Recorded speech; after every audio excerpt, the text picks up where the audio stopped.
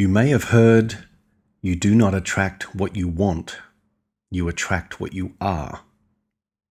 And this is the subject of today's episode.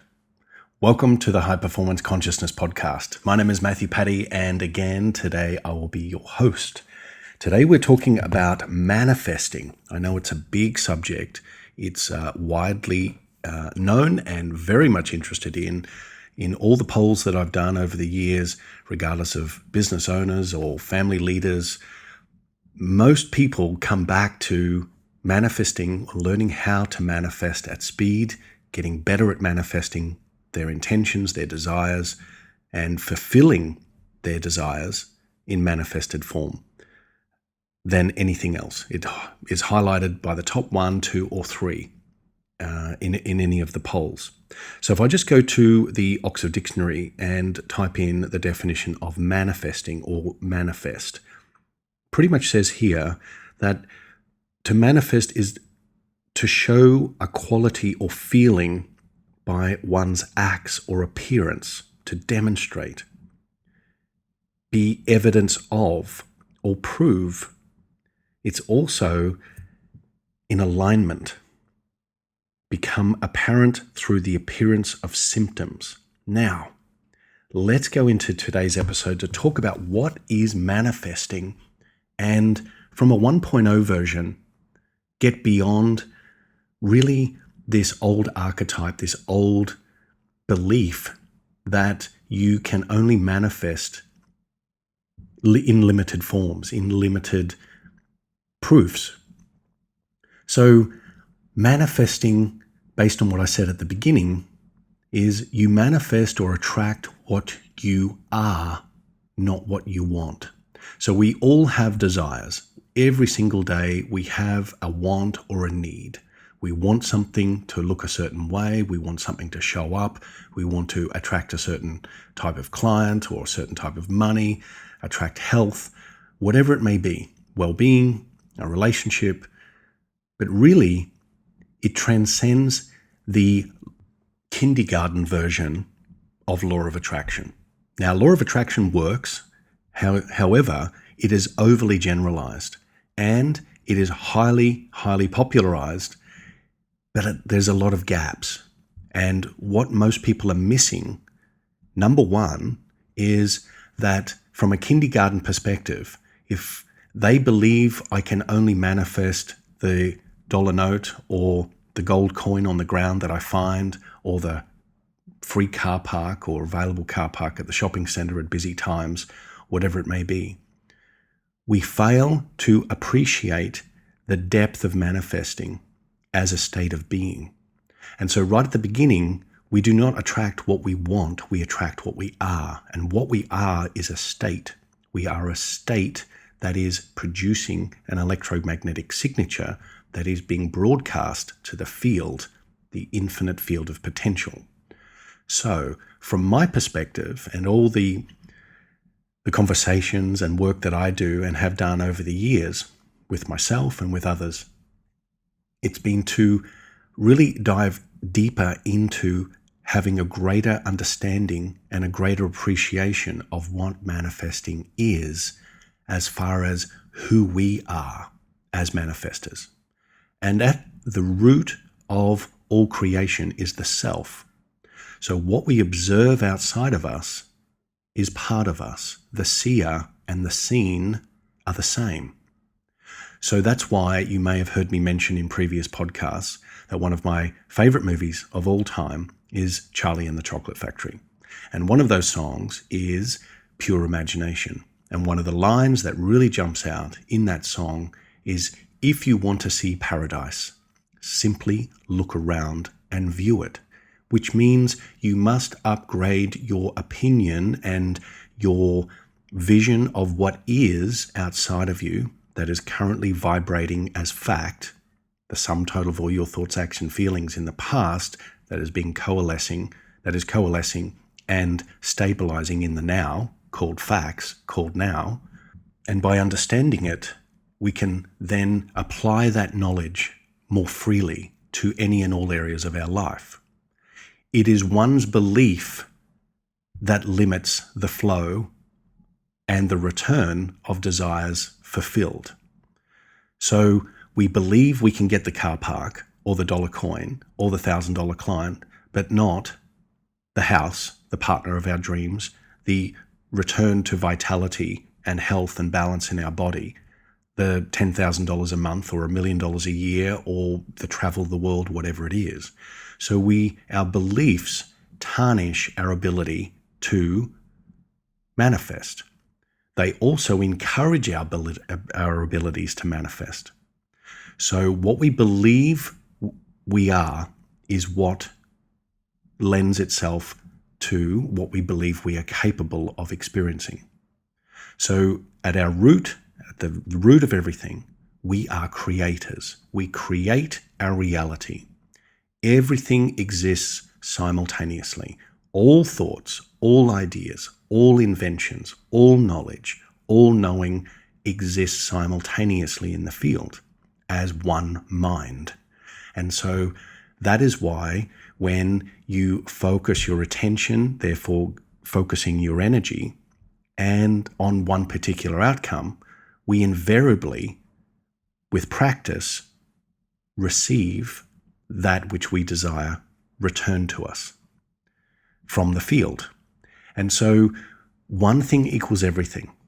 So if you can attract X in your life, then you can attract Y, because the flower and the seed are the same.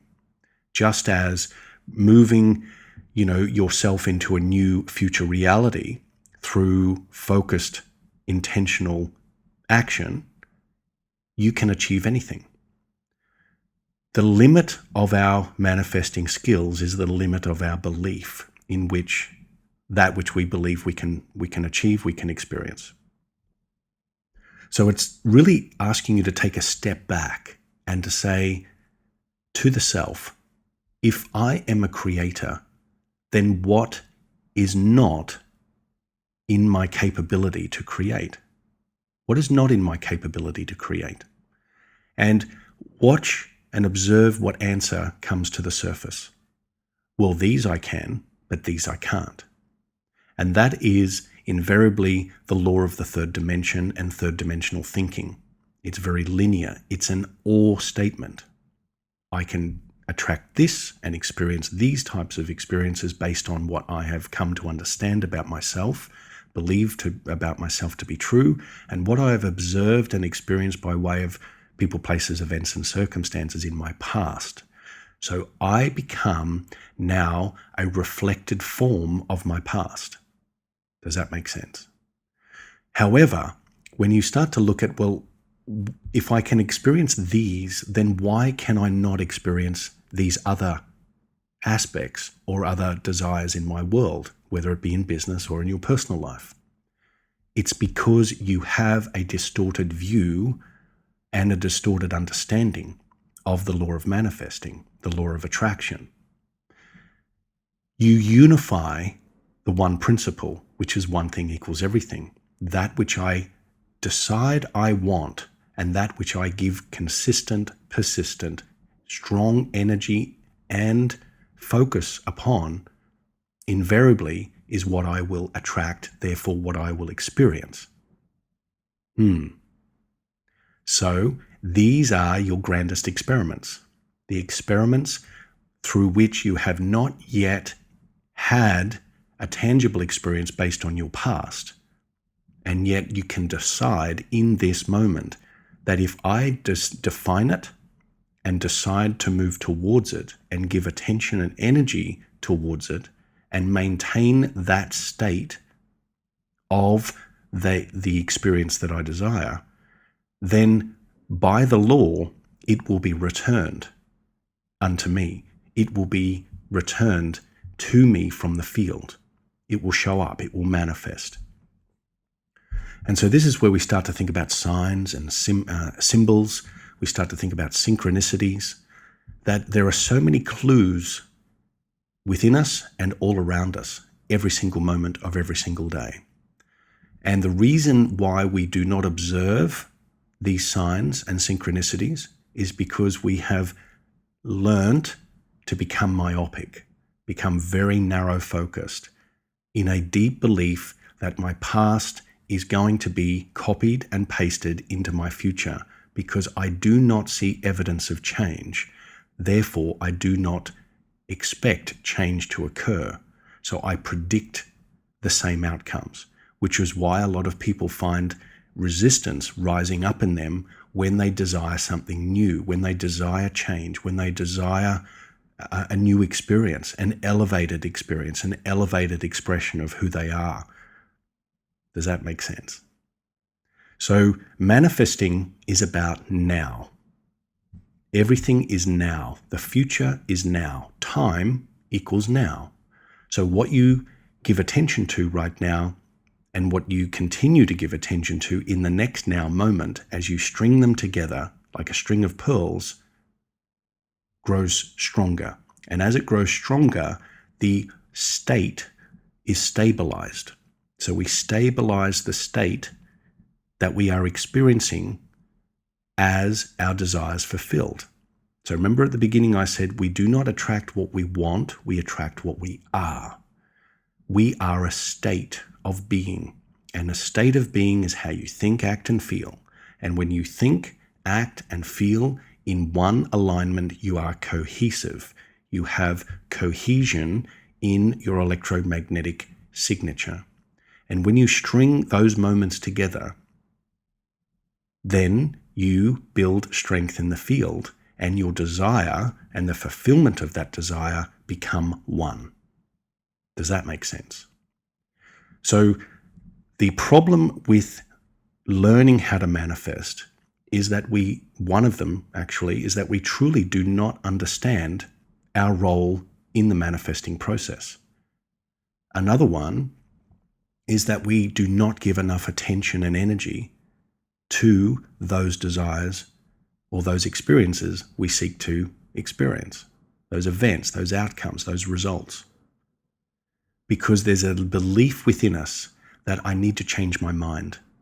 Because if I change my mind, it will keep me safe and it will protect me from feeling the letdown of failure. When in fact, experiments never fail. They just yield results. They give you feedback. So if you run an experiment, a manifesting experiment, and the result looks different, then you have information that you can then use to upgrade the process and go for the next experiment. But a lot of people fail at manifesting their true desires and their true business outcomes, and because they do not believe that they are capable of experiencing their desires. They believe that other people are more capable or more deserving. But one thing equals everything. If you can manifest the car park, then you can manifest the relationship. Think about the car park, and I use it as a very kindergarten example, or finding $1 on the ground, or seeing numbers appear as signs and symbols. How did you feel in that moment? What was the level of certainty that was carried upon the wave of thought and feeling prior to you experiencing the car park being available? It was certainty. There was a higher level of certainty. Certainty equals outcome. So if you are certain, it means you are focused. You are building a contract, writing yourself into a contract with your desires. And you are holding that as a state of certainty, a state of being that then yields the result you desire. Now, how come some things take a shorter time frame to manifest than others? Other things you might think are bigger, are harder to overcome, or require more focus, may feel like they require longer periods of time for the seed to yield or to start to sprout and grow. Time is irrelevant because time equals now. The reason why it takes a little bit more time to show up in your external world is because you are still enrolling the self and the multiple levels within the self in the belief that you are capable of experiencing and fulfilling your desires. That's why it takes time. Because if you manifested everything at lightning speed, everything you thought and desired instantly appeared, what would you learn about your world? What would you learn about yourself? Not very much, because everything's at your fingertips, and that you would not learn how to apply your energy, how to apply your focus. You would not learn about consistency. You would not learn about the value of perceived failure. You would not learn about the value of time and about commitment. You would not learn about the magic that unfolds between the desire being planted and sent into the field and all the good things, the signs and signals that show up along the way in the inevitable future of your desire being fulfilled and being experienced. So our urgency, our impatience to speed the manifesting process up is part of the kink in the chain, because we come often from the vantage point of lack when we desire something. And the lack through which our desire is born is the strength or the undermining of the fulfillment of that desire, because we are still in the belief, in the state of not havingness. So, to manifest means to align. To align means to experience and to express now. So alignment, thought, action, feeling. One thing equals everything. Where you gift your attention is where you gift your energy. And where you gift your attention and energy over time gains strength. That strength builds certainty. That certainty builds solidity in the world of matter, so that your ideas and your desires as a form of energy now move from wave into particle. They collapse from energy into matter. And the moment they arrive in your field, you will wonder all this time why you've been playing a small game. Because you have reduced your capacity to create through the old lens and the old belief system that you have carried forward with yourself as yourself into the future, invariably creating the same outcomes. So, what have you discovered about yourself during this episode? I'm going to go into a lot more detail about manifesting. It might not be on your business lips when you're in the field and you're pitching and working and serving clients and building marketing campaigns, but it's always there, because at the root of your true being, your true self, is the creator essence. And the creative essence is sparked and perpetuated by enthusiasm. Enthusiasm carries the wave of your intention into the field.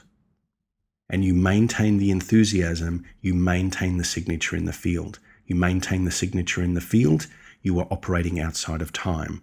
And therefore, you are operating in communion and communication with the field, so that moment by moment, your awareness is on the fulfillment through experience, through the state of being that you are expressing yourself as. So remember, you do not attract what you want. You attract what you are, and what you are is a state of being. And your state of being is how you think, act, and feel towards a desired outcome.